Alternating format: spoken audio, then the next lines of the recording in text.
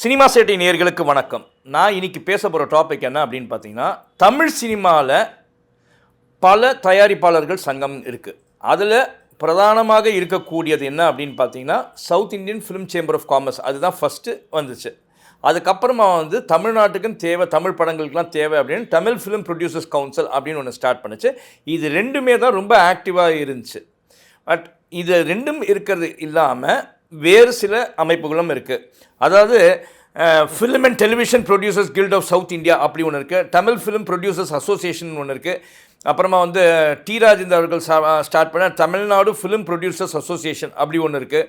அப்புறமா அன்பழகன் ஒருத்தர் அவர் ஒரு அமைப்பு ஸ்டார்ட் பண்ணார், சிறு பட தயாரிப்பாளர்கள் சங்கம் அப்படின்னு ஒன்று ஆரம்பித்தார். இந்த மாதிரி இருக்குது. இது இல்லாமல் ஒன்று ரெண்டு தெரிஞ்சும் தெரியாமலும் அப்படின்னு இருக்குது.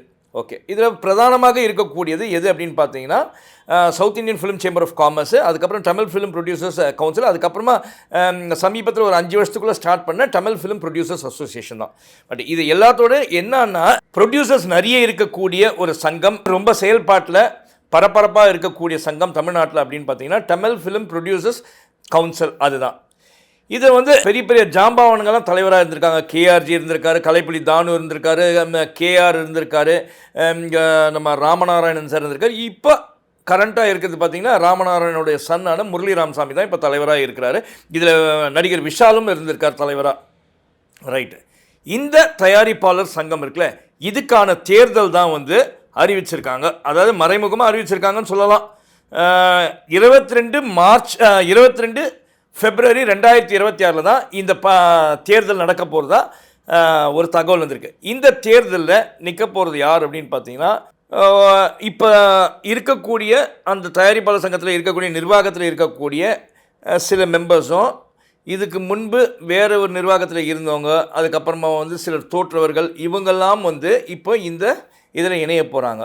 ரைட்டு, இப்போ கரண்ட்டில் இருக்கக்கூடிய வைஸ் பிரசிடெண்ட்டாக இருக்கவர் தான் நம்ம ஜிகேஎம் தமிழ் குமரன். அவர் தான் இப்போ வைஸ் பிரசிடெண்ட்டாக இருக்கிறாரு தமிழ் ஃபிலிம் ப்ரொடியூசர்ஸ் கவுன்சிலில். அவர் தான் இப்போது தலைவர் பதவிக்கு நிற்க போகிறதா இருக்குது ஒரு தகவல் வந்திருக்கு. ரைட், இன்னும் அறிவிப்பில் தகவல் வந்திருக்கு.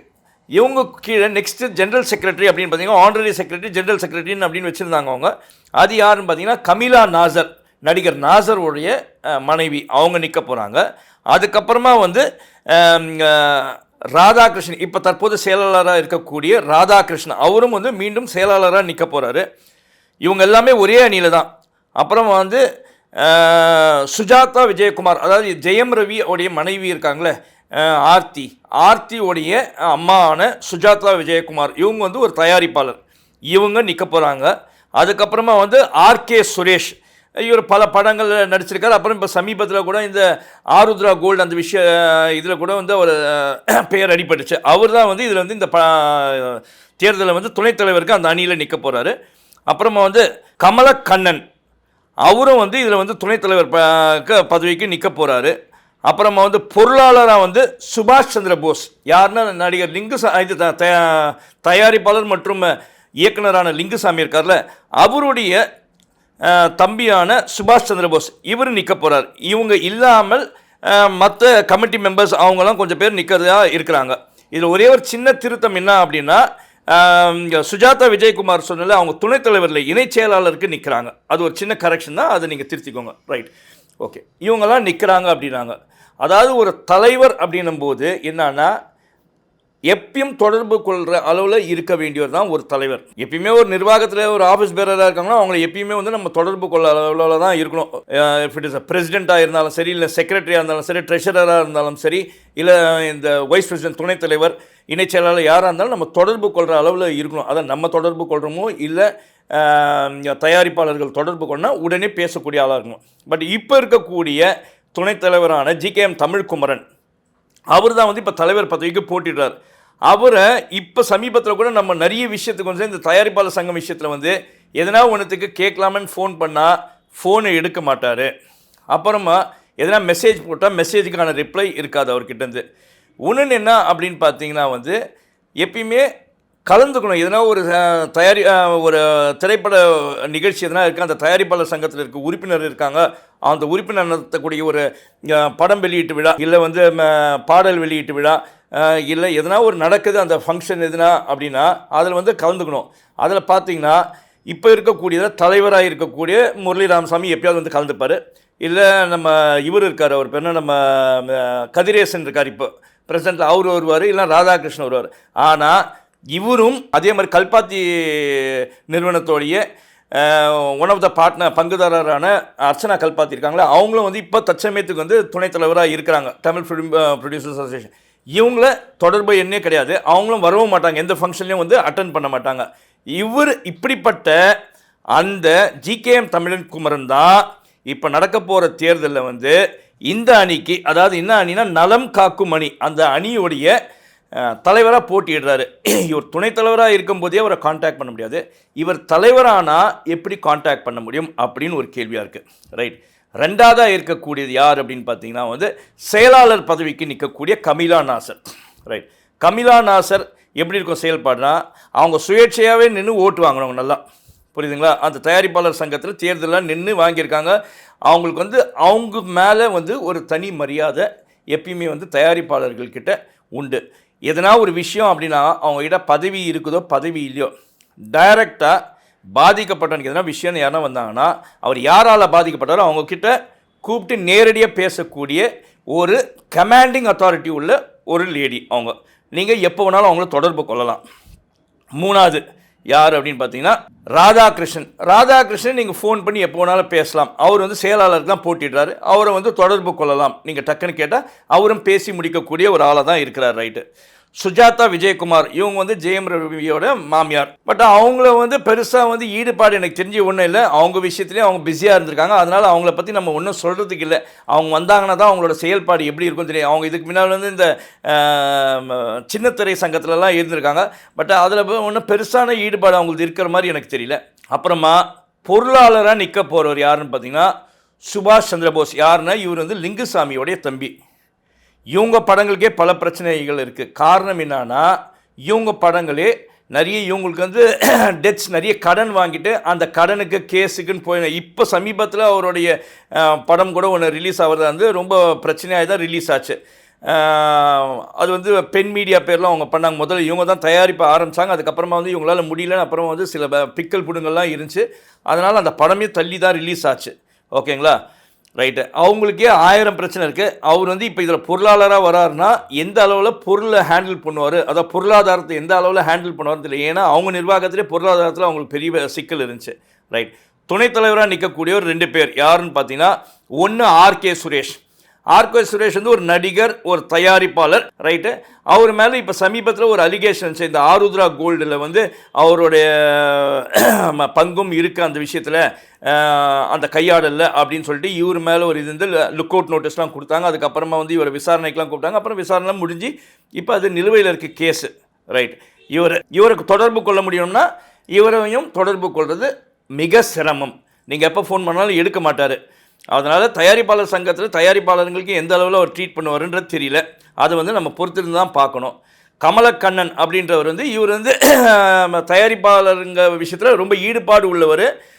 ஒன்று என்னென்னா சில தயாரிப்பாளருக்கு ஃபினான்சிங், ஃபண்டிங் அந்த மாதிரிலாம் பண்ணக்கூடிய ஆள், கொஞ்சம் பொலிட்டிக்கலி ஸ்ட்ராங்கான ஆள், எது வேணாலும் சாதிக்கக்கூடிய ஒருத்தர் அப்படின்னு சொல்லி தயாரிப்பாளர் சங்கத்தில் நம்ம கேள்விப்பட்டது. நமக்கு பெருசாக பழக்கம் கிடையாது. ஆனால் வந்து இவரை பற்றி நம்ம விசாரிச்ச வரைக்கும் டக்குன்னு போனால் வேலை நடக்கும் அப்படின்னு சொல்லியிருக்காங்க. ரைட். அப்போது இந்த தேர்தலில் நிற்கக்கூடிய தயாரிப்பாளர் பதவிக்கு நிற்கக்கூடிய நம்ம ஜிகேஎம் தமிழ் குமரன் தகுதியானவரான்னு பார்த்தீங்கன்னா, உண்மையிலே இவருக்கு பதில் தயாரிப்பாளர் சங்கத்துக்கு தலைவர் போட்டிக்கு இடணும் அப்படின்னு பார்த்தீங்கன்னா, ஒன்று கமிலா நாசர் ஒரு நல்ல கேண்டிடேட். தைரியமாக கூப்பிட்டு எந்த பொலிட்டிஷியன் வந்தாலும் அதெல்லாம் கிடையாது, நான் சொல்கிறது நியாயமாக தான் நியாயம் அப்படின்னு சொல்லக்கூடிய ஒருத்தர். எங்கேயுமே சாயாத ஒரு தராசாட்டம் நேர்மையாக செய்யக்கூடியார். அந்த ஒரு ஆளுமை இருக்கவங்க, அவங்க பதவி இருக்கோ இல்லையோ அவங்க ஆளுமையோடு செயல்படக்கூடியவங்க. ரெண்டாவது யாருன்னு பார்த்தீங்கன்னா, நம்ம செயலாளராக நிற்கக்கூடிய நம்ம இவர் இருக்கார்ல ராதாகிருஷ்ணன், அவருக்கு அந்த தலைமை பண்பு இருக்குது. அவர் இப்படியும் அப்படியும் எந்த அரசியல் கட்சி இருந்தாலும் அவங்களோட சேர்ந்து பயணிக்கக்கூடிய ஒருத்தர். அதனால் அவர் வந்து ஓகே, அவருக்கு கேப்பபிள், இன்னொன்று எந்த ப்ரொடியூசர் வேணாலும் எப்போ வேணாலும் கான்டாக்ட் பண்ணலாம் அப்படின்னு இருக்கக்கூடிய ஆள். ஓகேவா? அதனால் தமிழ்குமரன் எனக்கு தெரிஞ்சு அவரும் ஒன்று துணைத் தலைவருக்கு போயிடுறது சேஃப். முன்ன இருந்த மாதிரி துணைத் தலைவராக போயிட்டார்னா பெருசாக தொடர்பு கொள்ள தேவையில்லை அப்படின்னு இருக்கலாம். அப்புறமா வந்து பொருளாளராக இருக்கக்கூடிய சுபாஷ் சந்திர போஸ் ரைட்டான கேண்டிடேட்டான்னு பார்த்தா எனக்கு தெரிஞ்சு தயாரிப்பாளர் சங்கம் தேர்தலில் போட்டியிடுவதற்கு தற்சமயம் அவர் வந்து சற்று குறைவு தகுதி உள்ள ஒரு தயாரிப்பாளர் தான் சொல்லுவேன். ஏன்னா அவருக்கே 1000 பிரச்சனைகள் இருக்குது. அந்த 1000 பிரச்சனைகளை விட்டுட்டு அவர் எப்படி வந்து இந்த பொருளாளர் பதவிக்கு நின்னா சூட்டபுளாக இருக்குமா அப்படின்னு ஒரு கேள்வியாக இருக்குது. அதுக்கப்புறமா பார்த்தீங்கன்னா இணை செயலாளராக நிற்கக்கூடியவங்க சுஜாதா விஜயகுமார் ரைட், ஓகே. அவங்க வந்து நம்ம கேள்விப்பட்ட வரைக்கும் சின்னத்திரை சங்கத்தில் இருந்தாங்க. அங்கே வந்து ஓரளவுக்கு செயல்பாடு இருந்துச்சு அப்படின்னாங்க. நமக்கு பெருசாக அவங்கள வந்து திரைத்துறையில் வந்து பழக்கம் கிடையாது. அவங்க படங்கள்லாம் ப்ரொடியூஸ் பண்ணியிருக்காங்க. இருந்தாலும் வந்து அவங்க எந்த அளவுக்கு ஆளுமை இருக்கும் அப்படின்னா ஒன்று நமக்கு தெரியல. ஆனால் சின்னத்திரையில் விசாரிச்சிருக்கோம், ஓகே பரவாயில்ல, அவங்க இதை ஹேண்டில் பண்ணின்னு இருந்தாங்க அப்படின்னு சொன்னாங்க. அதனால் இப்போ நம்ம சொல்கிறது என்னன்னா தேர்தல் ஒன்றும் வரல, அதனால் இவங்களுக்கு ஓட்டு போடும் அவங்களுக்கு ஓட்டு போடுன்னு சொல்ல முடியாது. அதனால் இந்த அணியை வழி நடத்துகிறவர் யார் தெரியுமா? இந்த நலம் காக்கும் அணியை இதுக்கு முன்னால் இருந்து முன்மொழிந்து நடத்துகிறவர் வந்து பிரம்மாண்ட தயாரிப்பாளரான கலைப்புலி எஸ் தானு அப்படின்ற தகவல் நமக்கு வந்திருக்கு. அதனால் திரு கலைப்புலி எஸ் தானு அண்ணன் அவர் வந்து கொஞ்சம் சிந்திச்சு இந்த நலம் காக்கும் அணியில் போட்டியிட போகிறவங்கள தகுதியான ஆட்களை கொஞ்சம் நியமிச்சிங்கன்னா உங்களுக்கு வெற்றி கண்டிப்பாக இருக்கும் அந்த அணிக்கு. அதே சமயத்தில் தயாரிப்பாளர்களுடைய நலனும் முக்கியம் அப்படின்னு சொல்லி பார்த்தீங்கன்னா அவங்களும் கொஞ்சம் நல்லபடியாக இருக்கிறதுக்கான வாய்ப்பு இருக்கும். அதனால் மீண்டும் கொஞ்சம் சிந்திங்க. தயாரிப்பாளர் சங்கம் தேர்தலில் தலைவராக நிற்கக்கூடியதுக்கு ஜிகேஎம் தமிழ்குமரன் உண்மையிலேயே சூட்டபிளான கேண்டிடேட்டா? அவர் நான் தப்பான ஆளுன்னு சொல்ல, அவர் தொடர்பு கொள்ள முடியாது, புரியுதுங்களா? அப்படிப்பட்டவர் ஒருத்தர் தலைவராக இருக்காருன்னா அங்கங்கே பிரச்சனை நடக்குது. பெப்சி பிரச்சனை இருக்கும், இல்லை ஒரு டிஸ்ட்ரிபியூட்டர் பிரச்சனை இருக்கும், இல்லை ஒரு தியேட்டர் அசோசியேஷன் பிரச்சனை இருக்கும். இந்த மாதிரி பிரச்சனைலாம் டக்கு முன் வந்து செய்யக்கூடிய சாமர்த்தியம் மிக்கவராக எப்போ வேணாலும் தொடர்பில் இருக்கக்கூடியவரான்னு பார்த்தா அது ஒரு சந்தேகத்துக்கான ஒரு இடம் தான். ஏன்னா அவர் நிர்வகிக்கிறது, அவர் இருக்கிறது வந்து வேலை செய்கிறது வந்து லைக்காவுடைய ஹெட்டாக இருக்கிறார். லைக்காவே இப்போ கொஞ்சம் பொருளாதார பிரச்சனையில் இருக்கிறாங்க. அந்த இதுலேருந்து மீண்டு வர்றது கொஞ்சம் கஷ்டமாக இருக்குது. இப்போ அவருக்கு அந்த ஒரு பேர்டனே பெருசாக இருக்கும்போது இவர் வந்து தலைவர் தகுதிக்கு சரிப்பட்டு வருமா அப்படின்றது தான் ஒரு கேள்விக்குறியாக இருக்குது. சரி, இருந்தாலும் நம்ம சொல்ல வேண்டியது ஒரு பத்திரிகையாளராக நம்ம விஷயத்தை இங்கே கொப்பளிச்சிட்டாச்சு. அதனால் இதுக்கப்புறமா இதை வழி நடத்தக்கூடிய கலைப்புலி எஸ் தானுவும் மற்றும் நான் இப்போ அறிவிச்சேன்னா அந்த பேர் இவங்கெல்லாம் டிசைட் பண்ணுங்கள். இவங்களுக்கு சப்போர்ட்டிவாக இருக்கிறவங்களாம் டிசைட் பண்ணி யார் தலைவருக்கு தகுதியானவர், யார் பொருளாளருக்கு தகுதியானவர், யார் செயலாளருக்கு தகுதியானவர்னு யோசித்து சிந்திச்சு அந்த கேண்டிடேட்ஸை போட்டிங்கன்னா உங்களுக்கு வெற்றி பெறத்துக்கு வாய்ப்பு இருக்கும். அதே சமயத்தில் தயாரிப்பாளர்களும் நல்லா இருக்கலாம் அப்படின்றது தான் என்னோட ஒரு சஜஷன் அப்படின்னு சொல்லிட்டு உங்களிடமிருந்து விடைபெறுவது உங்களுடைய ஒற்றந்துரை. நன்றி, வணக்கம்.